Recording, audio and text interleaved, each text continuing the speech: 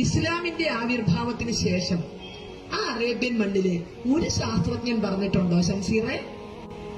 ഒരു കണ്ടുപിടുത്തം, ഒരു തീപ്പെട്ടി സ്വന്തമായിട്ട്, ഒരു ഓട്ടോറിക്ഷയുടെ എഞ്ചിൻ സ്വന്തമായിട്ട് ഉണ്ടാക്കി. എന്തിന് ടീച്ചറെ ഓട്ടോറിക്ഷയുടെ എഞ്ചിൻ?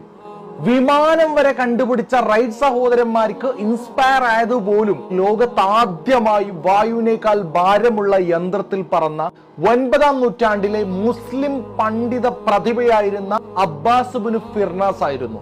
ഇനി ഒരു കണ്ടുപിടുത്തമല്ല, ഇഷ്ടം പോലെ മുസ്ലിം കണ്ടുപിടുത്തങ്ങൾ ഞാൻ ടീച്ചറിന് കാണിച്ചു തരാം. Father of robotics Ismail al Jazari, father of modern optics Ibn al Haytham, father of early modern medicine Ibn Sina, lion of the sea Ahmad Ibn Majid, father of alchemy and father of hydraulic acid Jabir Ibn Hayyan, second teacher after Aristotle al Farabi, father of operative surgery al Zahrawi, father of algebra Muhammad Ibn Musa al Khwarizmi, father of modern geodesy and father of comparative religion and founder of Indology and first ആന്ത്രോപോളജിസ്റ്റായ al ബിറൂനി.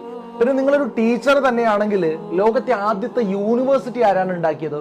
ലോകത്തെ ആദ്യത്തെ library, ലോകത്തെ ആദ്യത്തെ hospital, ലോകത്തെ ആദ്യത്തെ കടലാസ് നിർമ്മാണശാല, ഇതെല്ലാം മുസ്ലിമീങ്ങളുടെ സംഭാവനയാണ്. 1200 വർഷം മുമ്പ്, കൃത്യമായി പറഞ്ഞാൽ AD 859 മൊറോക്കോയിലെ ആദ്യത്തെ യൂണിവേഴ്സിറ്റി ഖറാവീൻ എന്ന പേരിൽ ഒരു മുസ്ലിമാണ് സ്ഥാപിക്കുന്നത്. ഇന്നും ആ യൂണിവേഴ്സിറ്റി നടന്നുകൊണ്ടിരിക്കുന്നുണ്ട്.